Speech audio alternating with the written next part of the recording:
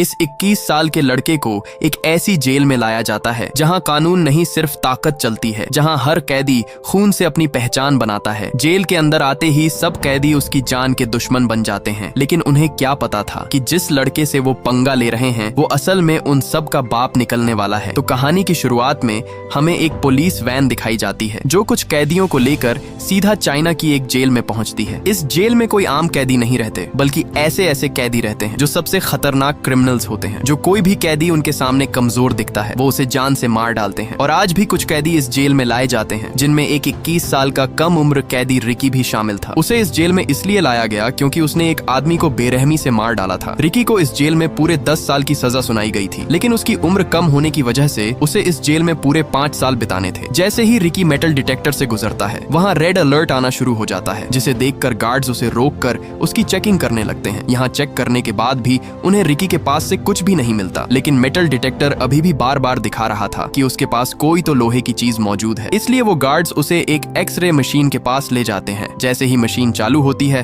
तो वहाँ उसके सीने पर एक नहीं बल्कि पूरी की पूरी 5 गोलियां फंसी हुई थीं और इन्हीं गोलियों को मशीन डिटेक्ट कर रही थी। ये देखकर वहाँ मौजूद गार्ड्स एकदम से चौंक जाते हैं कि भला ऐसे कैसे हो सकता है कि एक आम इंसान के सीने के अंदर 5 गोलियां फंसी हों, लेकिन फिर भी वो बिल्कुल सही सलामत खड़ा हो। वो गार्ड उससे कहता है कि तुमने इन गोलियों को निकलवाया क्यों नहीं। आगे से रिकी उसे बताता है कि ये गोलियां मेरी बॉडी के लिए एक पावर है, इसलिए मैंने इन्हें नहीं निकाला। फिर हमें दिखाया जाता है कि यह जेल असल में 4 अलग अलग ब्लॉक्स में बटी हुई है और हर ब्लॉक पर एक खतरनाक कैदी का राज होता है। ये चारों अपने अपने हिस्से के बादशाह होते हैं, जो चाहे करते हैं, जिसे चाहे सजा देते हैं। हर सेल का लीडर अपने इलाके में किसी को सांस भी अपनी मर्जी से लेने नहीं देता और जेल का हर एक कोना डर, खून और जुल्म से भरा हुआ है। सुबह होते ही सब अपने कामों में लगे हुए थे। तभी वहाँ एक कैदी आता है जिसका नाम सैमुअल था, जो वेस्ट ब्लॉक का लीडर था। वह आते ही वहाँ एक बूढ़े कैदी विंग को पीटने लगता है, क्योंकि उसने उसका कहना नहीं माना था, इसलिए वह उसे वहाँ पीट डालता है। दरअसल ये आदमी अपनी पूरी जिंदगी इस जेल में बिता चुका था और उसे इस जेल से बाहर जाने की कोई भी उम्मीद नहीं नजर आ रही थी, क्योंकि उसे पता था कि वो इन जालिम और बेरहम कैदियों के बीच ज्यादा देर तक जिंदा नहीं बच पाएगा। इसलिए उसने जेल में ही एक छोटा सा खिलौना अपने बेटे के लिए बनाया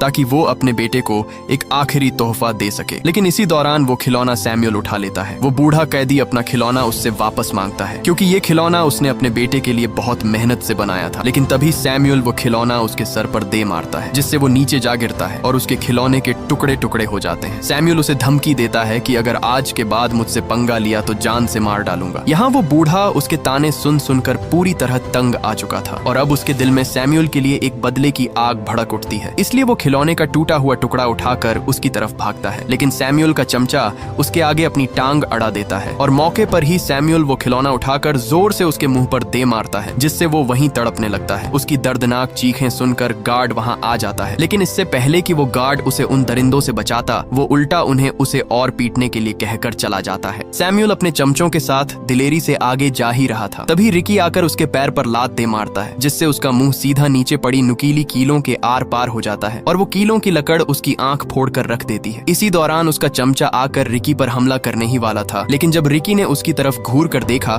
तो उसके अंदर ऐसा खौफ बैठा कि वो तीनों वहां से उल्टे पैर भाग निकले। यहाँ सैमुअल तो किसी तरह बच गया, लेकिन वो अपनी एक आंख से अंधा हो चुका था, इसलिए अब उसके अंदर बदले की आग भड़क रही थी। वो अब हर हाल में रिकी का काम तमाम करने के लिए अपनी जान लगा देगा, लेकिन बदला लेकर ही रहेगा। इसी दौरान उसका वही चमचा आता है और कहता है कि हमें रिकी को मारने के लिए मैड ड्रैगन की जरूरत होगी, वो उसे हर हाल में मार डालेगा। मैड ड्रैगन इस जेल में सबसे खतरनाक कैदी है, जो किसी को भी जिंदा नहीं छोड़ता। अगर कोई उससे पंगा लेता तो वो उसे अपने एक ही हाथ से खत्म कर देता। मैड ड्रैगन को वार्डन ने अभी के लिए एक काल कोठरी में बंद किया हुआ है, क्योंकि उसने पिछले दिन ही एक कैदी को बेरहमी से मार डाला था। उसी दिन सैमुअल एक गार्ड से डील करता है और कहता है कि आज ही विंग को बताओ कि उसकी सजा और बढ़ा दी गई है और अब वह इस जेल में पूरे 20 साल और बिताएगा। इसलिए वह गार्ड सीधा उसके पास आता है और बताता है कि अब तुम्हारी रिहाई कैंसिल कर दी गई है और अब से तुम्हें 20 साल और इस जेल में गुजारने होंगे। ये सुनकर उस बूढ़े कैदी के पैरों तले जमीन ही खिसक जाती है, क्योंकि उसे पता था कि अगर अब वह इस जेल में रहा तो सैमुअल उससे अपना बदला जरूर लेगा और उसे तड़पा तड़पा कर मारेगा। इसलिए वो गार्ड्स के पैर पकड़कर उनसे रिहाई की भीख मांगता है, लेकिन वो गार्ड्स आगे से उल्टा उसे पीट कर वहाँ से चले जाते हैं। इससे पहले कि अब वो और तड़प तड़प कर यहाँ अपनी जिंदगी गुजारता, उसी रात वो अपने आप को फांसी पर लटका कर खत्म कर देता है। ये खबर पूरी जेल में फैल जाती है और रिकी को भी पता चल जाता है कि जिसकी उसने उस दिन जान बचाई थी वो मारा जा चुका है। जब गार्ड्स उसकी लाश वहाँ से ले जा रहे थे तब वहाँ रिकी आता है। वो जब विंग के हाथ पर लगी हथकड़ी देखता है तो वो उन गार्ड्स को उसके हाथों से हथकड़ी खोलने के लिए कहता है, क्योंकि वो मर चुका है,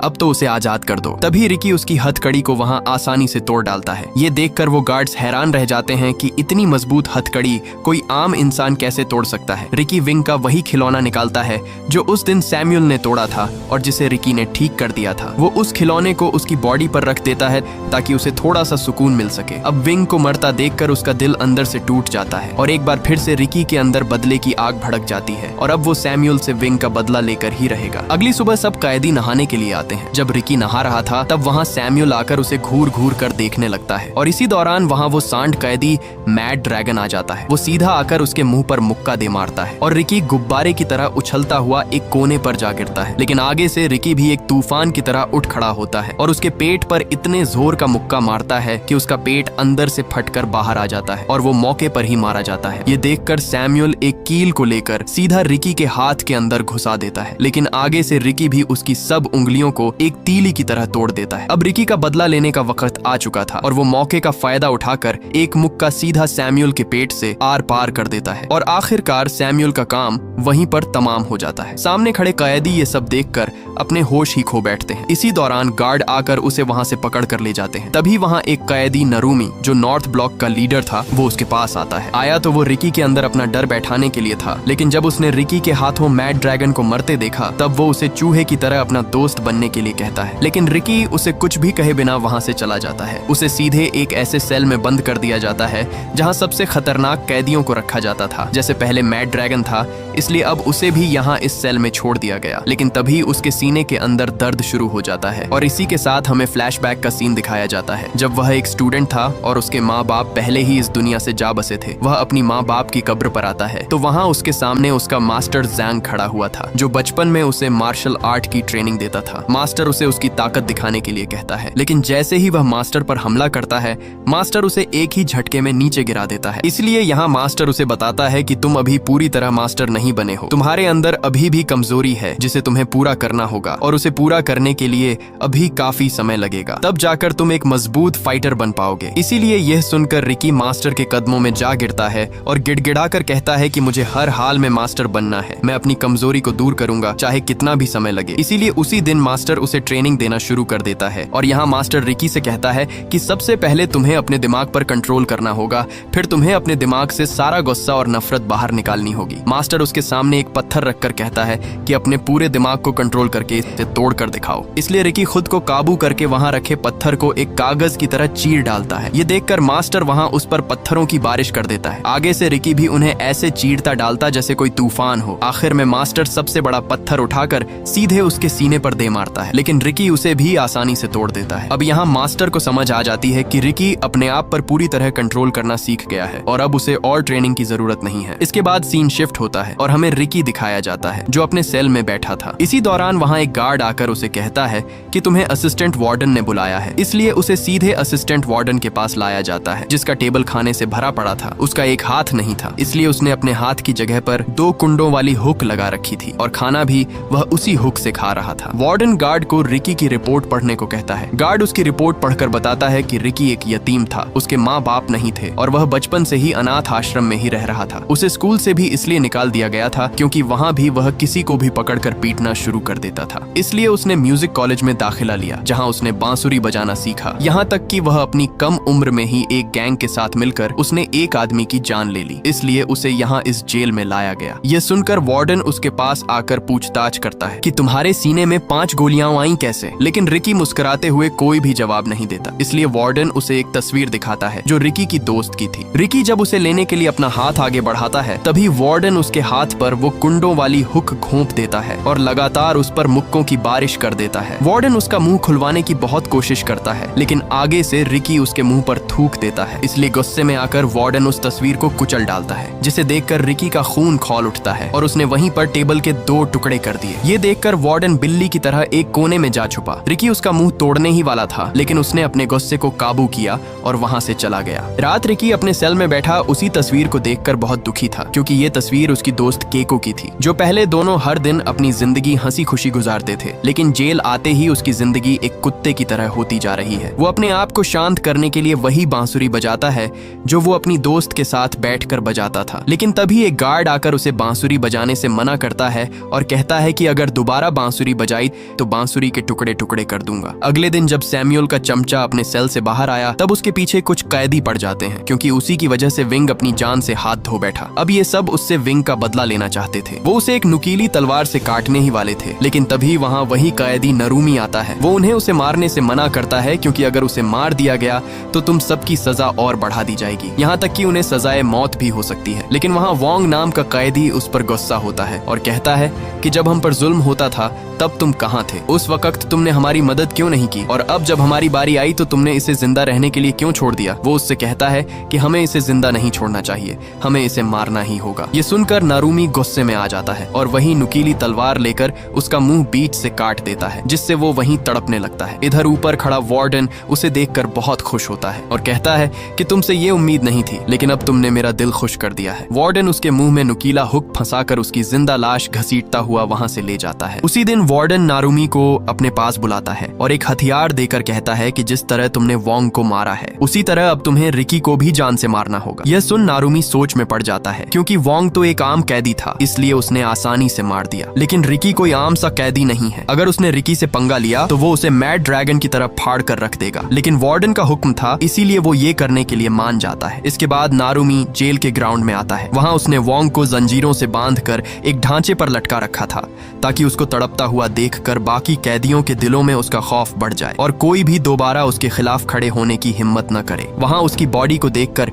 रिकी को बहुत बुरा लगता है। इसी दौरान नारुमी उस पर हमला कर देता है और दोनों के बीच तगड़ी हाथापाई शुरू हो जाती है। यहाँ मौके पर नारुमी उसे लात दे मारता है, लेकिन तभी नारुमी उसकी आंखों में पिसे हुए कांच फेंक देता है, जिससे रिकी वहाँ पूरी तरह अंधा हो जाता है। उसे वहाँ कुछ भी दिखाई नहीं दे रहा था। इसी का फायदा उठाकर नारुमी ने उसके एक बाजू पर छुरा दे मारा, जिससे रिकी नीचे जा गिरता है। लेकिन मौके पर ही रिकी को वहाँ पानी की पाइपलाइन मिल जाती है। उसने जल्दी से वो पाइपलाइन तोड़ दी, जिससे तेज पानी निकलना शुरू हो जाता है और मौके पर उसने अपनी आंखें धो डाली और एक बार फिर से वो खौफनाक तूफान बन जाता है और नारुमी पर कुत्ते की तरह टूट पड़ता है। और तभी वो उसके सर पर ऐसा चमाट दे मारता है कि उसकी आंख कंचे की तरह निकलकर नीचे जा गिरती है। इसी दौरान वार्डन भी वहाँ पहुंच जाता है और नारुमी को ढेर होता देखकर उसका मुंह खुला का खुला ही रह जाता है। रिकी जल्दी से अपनी नसों को खींचकर एक दूसरी से बांध देता है और एक बार फिर हमले के लिए तैयार हो जाता है। लेकिन इसी दौरान नारुमी हार मान जाता है और एक चाकू सीधा अपने पेट में घोंप देता है। लेकिन ये उसकी एक चाल थी। रिकी जैसे ही उसके पास आता है, वहाँ वो अपनी आंतों को बाहर निकालकर रिकी के गले में लपेट देता है। लेकिन रिकी ने मौके पर ही उसे ऊपर उठाकर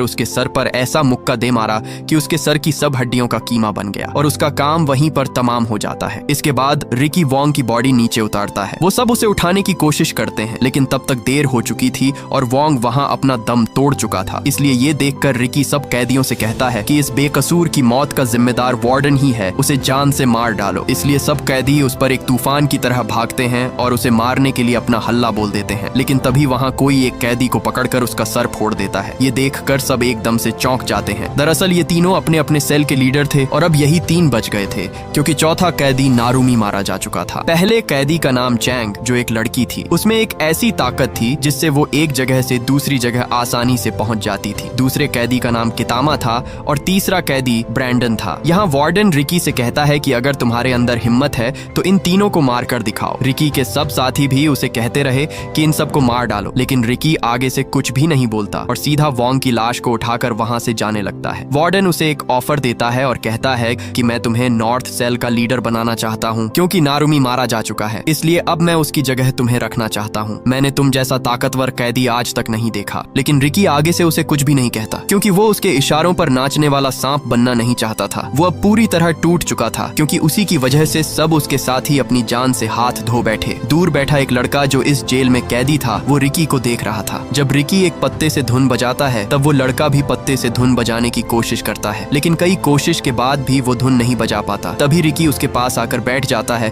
और उसे धुन बजाना सिखाता है। लेकिन इसी दौरान वो लड़का आगे से रोने लगता है। रिकी उससे कहता है कि तुम रो क्यों रहे हो, आखिर वजह क्या है? तब वो लड़का अपना मुंह खोलता है तो वहाँ उसकी आधी जबान कटी हुई थी। दरअसल वार्डन का एक राज था जो सिर्फ उसे ही पता था, इसलिए वार्डन ने अपना राज छुपाने के लिए उसकी जबान ही काट दी। यह देखकर रिकी के अंदर वार्डन से बदला लेने की आग और भी बढ़ जाती है। रिकी उसे अपनी वो बांसुरी दे देता है है। जैसे ही वो उस बांसुरी को बजाता है तब वो बांसुरी बजने लगती है, जिसे देखकर वो बहुत खुश होता है। खुशी के बदले में वो लड़का रिकी को कुछ पत्ते देता है ताकि वो भी उन पत्तों से बांसुरी बजा सके। लेकिन जब रिकी उन पत्तों को देखता है तो उसे शक पड़ जाता है, क्योंकि वो पत्ते नशा बनाने के लिए इस्तेमाल होते हैं और हकीकत में सब सेल के लीडर इन पत्तों को बेच के काफी तगड़ा पैसा छाप रहे थे। रिकी उससे पूछता है कि ये पत्ते तुम्हें कहाँ मिले। वो उसे बताता है कि मैंने ये पत्ते वेस्ट ब्लॉक से लिए थे। इधर वही लड़की उन्हें ऊपर से छुपकर देख रही थी, क्योंकि वही थी वेस्ट ब्लॉक की लीडर जो सबको ये पत्ते बेचती थी। वो लड़की सीधा एक कमरे में आकर अपने दोस्तों को सब कुछ बताती है कि हमारा पोल खुल चुका है, क्योंकि उस लड़के ने उन पत्तों के बारे में रिकी को बता दिया है। इसलिए वो उस लड़के को अपने पास बुलाती है और वहाँ एक लीडर उसे एक चाकू देकर कहता है कि तुम्हें आज रात रिकी का काम तमाम करना होगा, नहीं तो कल सुबह तुम जिंदा नहीं उठ पाओगे। लेकिन आगे से वो लड़का उसे साफ साफ मना कर देता है। इसलिए गुस्से में आकर वो लड़की उसे बेरहमी से मार डालती है। उन्होंने उसकी लाश जेल के बीच रख दी थी और सब कैदी वहाँ उसकी लाश को देखकर बहुत डरे हुए लग रहे थे। जब रिकी को ये पता चलता है तो वो सीधा उसकी लाश के पास आता है। वहाँ उसकी बॉडी को उन जालिमों ने पीस डाला था। लाश के पास आते ही रिकी को वही बांसुरी पड़ी मिलती है जो उसने उस दिन उस लड़के को दी थी। रिकी अपने साथी को मरता देखकर उसके अंदर गुस्सा उभर आता है। इधर वार्डन को भी उस लड़की के काले करतूत पता चल चुके थे, जिससे वो उस पर बहुत गुस्से होता है। दूसरी तरफ रिकी ने पूरे का पूरा उन पौधों का बाग ही जलाकर राख कर डाला। वो लड़की वहाँ भाग कर आती है, लेकिन तब तक देर हो चुकी थी और उसके सब पौधे जलकर वहाँ राख बन गए थे। रिकी गुस्से से उसे कहता है कि जिस तरह तुमने मेरे साथी को मारा है उसी तरह मैं भी तुम्हें तड़पा तड़पा कर मारूंगा। उन दोनों के बीच लड़ाई शुरू होने ही वाली थी कि तभी वो लड़की गोली की तरह भागकर उसे ऐसा मुक्का दे मारती है। वो उड़ता हुआ सीधा एक दीवार के साथ जा लगता है। इधर जब जेल के अंदर सब कैदियों को पता चलता है कि बाहर आग पूरी तरह फैलती जा रही है, इसलिए सब कैदी मौके का फायदा उठाकर वहां से बाहर भागने लगते हैं। सब कैदी अपनी आजादी के लिए उस बिल्डिंग से बाहर नीचे भाग जाते हैं, क्योंकि उनके पास यही एक आखिरी मौका था इस जेल से भागने का। दूसरी तरफ वार्डन को भी सब पता चल जाता है, इसलिए वो उस गार्ड पर बहुत गुस्से होता है। लेकिन तभी एक गार्ड आकर उसे बताता है कि कल वार्डन यहाँ आ रहा है। ये खबर सुनकर असिस्टेंट वार्डन के होश ही उड़ जाते हैं, क्योंकि अगर वार्डन कल यहाँ आ गया तो सब कैदियों के साथ साथ उसकी भी कुत्ते की तरह धुलाई होने वाली थी। इधर रिकी भी पूरी तरह अपनी हिम्मत हार जाता है, लेकिन तभी उसके जहन में उसके मास्टर की बात आती है। उसके मास्टर ने उसे कहा था कि जब तुम्हें महसूस हो कि तुम अपने दुश्मन के सामने हारने वाले हो, तब उसे कभी भी अपनी असली ताकत का एहसास मत होने दो, बल्कि उसे यह यकीन दिला दो कि तुमने हार मान ली है, जिससे वो थोड़ा ठंडा पड़ जाएगा और तब तुम अपनी सब ताकत एक ही जगह पर इकट्ठी कर लो और मौके का फायदा उठाकर उस पर हमला कर दो। और रिकी भी ऐसा ही करता है और वो दोबारा से उसके सामने हमले के लिए तैयार खड़ा हो जाता है। लेकिन तभी वही कैदी ब्रैंडन वहां आ जाता है। वो रिकी पर रस्सियों से हमला करने लगता है, क्योंकि उसके पास रस्सी फेंकने की एक बहुत खतरनाक ताकत थी। उसने उन रस्सियों के कोने पर एक बड़ी सी नुकीली कील लगाई हुई थी जो सबके शरीर के आर पार हो जाती है। तभी उसने एक के बाद एक हमला कर करके रिकी की बॉडी नुकीली कीलों से सील दी। इसी दौरान वहां वो कैदी कितामा आकर उसे पकड़ लेता है। वो उसे मारने ही वाला था कि इसी दौरान वहां अलार्म बजने लगता है और सबको अपने अपने सेल के अंदर जाने के लिए कहा जाता है, और जो नहीं जाएगा उसे गोलियों से भून दिया जाएगा। लेकिन कितामा भी उनकी एक बात नहीं सुनता और रिकी से बदला लेकर ही जाने वाला था, इसलिए गार्ड्स उस पर गोलियों की बरसात कर देते हैं और मौके पर ही वो सब वहां से भाग निकलते हैं। कितामा रिकी को एक सेल के अंदर ले आता है। सेल के अंदर आते ही उसका दरवाजा बंद हो जाता है और दोनों तरफ से सीमेंट सेल के अंदर भरने लगता है, जिससे वो दोनों सीमेंट के अंदर पत्थर बनकर मरने वाले थे, क्योंकि ये चाल वार्डन की ही थी। वार्डन किसी भी हाल में रिकी का काम तमाम करना चाहता था, लेकिन रिकी मौके पर ही उसका दरवाजा तोड़कर भाग निकलता है और कितामा को भी बाहर ले आता है। ये देखकर वार्डन हैरान हो जाता है, क्योंकि उसे रिकी से ये उम्मीद नहीं थी कि वो कितामा की मदद करके उसे बाहर निकाल कर ले आया। रिकी वहाँ खड़ा ही था, लेकिन उस पर कितामा और सीमेंट का दबाव होने की वजह से वो दोनों नीचे जा गिरते हैं। उसने अपने गार्ड से कहा कि कल वार्डन आने वाला है और जेल में जो कुछ हुआ उसके सब सबूत मिटा दो। मैं वार्डन के जाने के बाद रिकी को सबक सिखाऊंगा। अगले दिन सब वार्डन के आने के इंतजार में खड़े थे। कई घंटों के इंतजार के बाद भी उन्हें वार्डन का नामो निशान तक नहीं दिखा, इसलिए सब थक हार कर वहीं पर लेट जाते हैं। लेकिन तभी दूर उन्हें वार्डन की गाड़ी आती हुई दिखाई देती है, जिसे देखकर सब वहां अलर्ट हो जाते हैं। वार्डन के साथ उसका बेटा भी था। आते ही वार्डन शेंग उसे बताता है कि कल नशीले पत्तों का पूरा बाग रिकी नाम के एक कैदी ने जला डाला। ये सुनकर वार्डन उस पर बहुत गुस्से होता है। इसके बाद शेंग उसे रिकी के पास ले आता है, जहां रिकी एक सेल में बंद था और उसकी पूरी बॉडी सीमेंट से जकड़ी हुई थी। लेकिन तभी रिकी ने अपनी बॉडी से सब सीमेंट की परात तोड़ दी और मौके पर ही उसने वार्डन के गले को दबोच लिया। लेकिन इससे पहले वो उसे वहां मार डालता, तभी एक दीवार तोड़कर कितामा उस पर हमला कर देता है। कितामा उसके हाथों को जेल की मोटी सलाखों के अंदर दबोच देता है और उस पर लगातार मुक्कों की बारिश कर देता है। एक के बाद एक मुक्का रिकी की कमर तहस नहस कर देता है। रिकी ने उस दिन उसकी जान बचाई, लेकिन उसने उस पर जरा भी रहम नहीं किया। कितामा उसका सर दबाकर फोड़ने ही वाला था, तभी उसने अपनी पावर दिखाई और उसके गले पर ऐसा मुक्का मारा कि उसका गला फट कर बाहर आ गया। मौके पर रिकी ने उसके हाथ पर ऐसा वार किया कि उसकी सब उंगलियां बिखर कर नीचे जा गिरी और कितामा वहीं पर मारा जाता है। ये देखकर वार्डन ने ऊपर से हाइड्रोलिक प्रेस चालू कर दी, जिसे रिकी रोकने की बहुत कोशिश करता है, लेकिन तभी वार्डन उसे एक जोरदार बिजली का झटका दे मारता है, जिससे तड़प कर वो नीचे जा गिरा। वो हाइड्रोलिक प्रेस भी तेजी से उसके ऊपर आ रही थी, लेकिन इसी दौरान वो हाइड्रोलिक प्रेस अचानक ऊपर जाने लगती है। तब हमारे सामने कितामा आता है, जो अभी भी जिंदा था। उसने उस हाइड्रोलिक प्रेस को ऊपर दबा कर रखा हुआ था, क्योंकि उसके दिल में रिकी के लिए रहम आ गया था, क्योंकि रिकी ने भी उस दिन उसकी जान बचाई थी। इसी का फायदा उठाकर रिकी दरवाजा तोड़कर बाहर निकल आता है। वो तुरंत हाइड्रोलिक प्रेस को रोकता है और कितामा को बाहर आने को कहता है, लेकिन कितामा इतना जख्मी हो चुका था कि वो अपने पैर हिला भी नहीं पा रहा था। और यहाँ कितामा अपनी हिम्मत हार जाता है और वो हाइड्रोलिक प्रेस उसे कुचल डालती है। मरते वक्त कितामा से एक फोटो उड़कर आती है। जब रिकी उसे देखता है तो उस तस्वीर में कितामा और उसकी माँ थी। ये देख रिकी वार्डन पर अपना गुस्सा निकालता है, इसलिए वार्डन एक और बटन दबा देता है और रिकी दोबारा से एक गड्ढे में जा गिरता है। इसके बाद रिकी को एक बड़ा सा गड्ढा खोदकर उसे उसके बीच जंजीरों से बांध कर रखा हुआ था। तभी वार्डन वहां आकर कहता है कि सब कैदी एक एक करके रिकी के ऊपर मिट्टी फेंकना शुरू कर दें, लेकिन वहां खड़े 2 कैदी उसे साफ साफ मना कर देते हैं कि हम रिकी पर ये जुल्म नहीं करेंगे। ये देखकर वार्डन उन्हें वहीं पर गोलियों से भुनवा देता है, इसलिए डर की वजह से सब कैदी एक एक करके उस पर मट्टी डालने लगते हैं। तभी वार्डन उससे कहता है कि अगर तुम पूरे 7 दिन तक इस गड्ढे में जिंदा रहे तो तुम्हें हम आजाद कर देंगे। इसी दौरान वार्डन जेंग वहां उस गड्ढे में एक बांस ठोक देता है, ताकि जब उसकी बॉडी नीचे दफनाई जाए तो वो सिर्फ इस बांस से सांस ही ले सकेगा। रात रिकी के सब दोस्त गहरे सदमे में थे, क्योंकि उन्हीं के हाथों उनका साथी गड्ढे में दबा दिया गया। इधर बाहर वही कैदी आते हैं जो ईस्ट और वेस्ट ब्लॉक के लीडर थे। वो वहां उस बांस के अंदर एक चीज फंसा देते हैं ताकि रिकी सांस न ले सके और वो नीचे ही मारा जाए। लेकिन उन दोनों के जाते ही पीछे से रिकी उस बांस को 2 हिस्सों में तोड़ देता है। इसके बाद हमें दिखाया जाता है कि एक दिन उसकी दोस्त केइको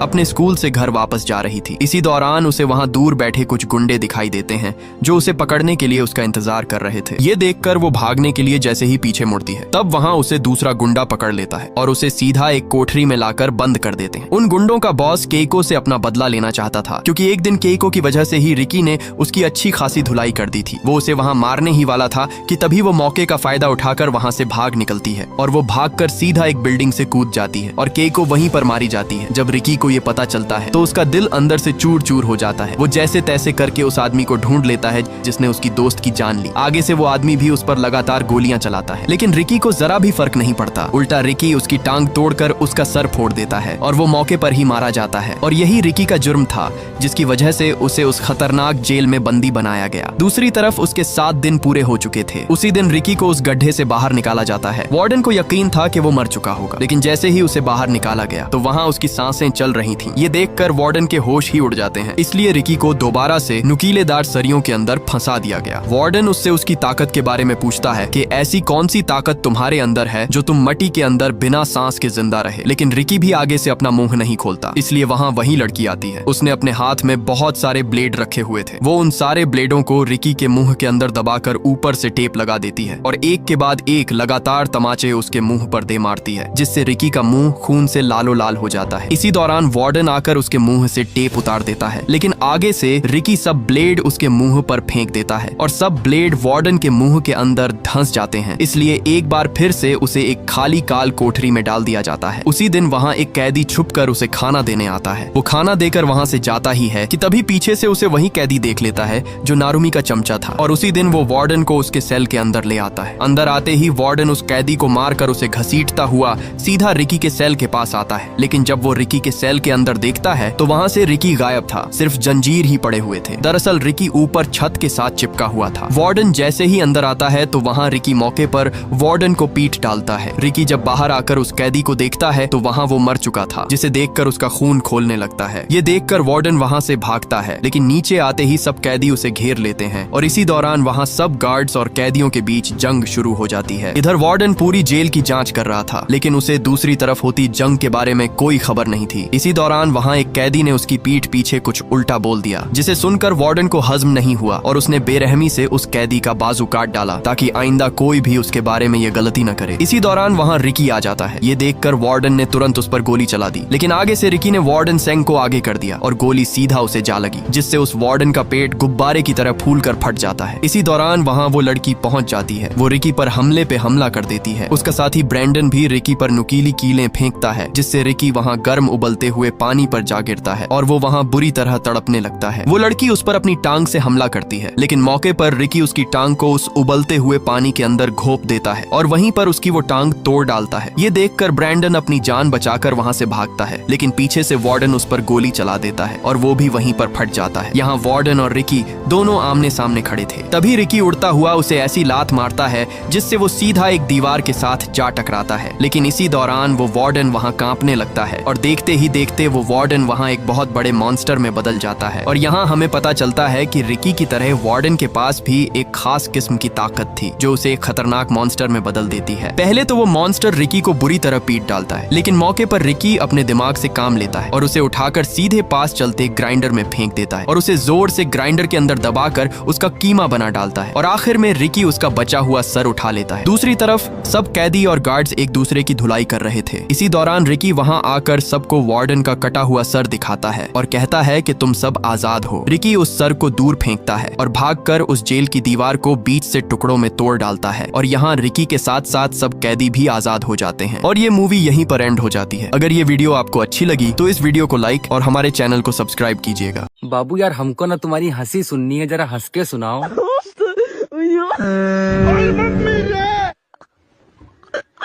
Потому что на него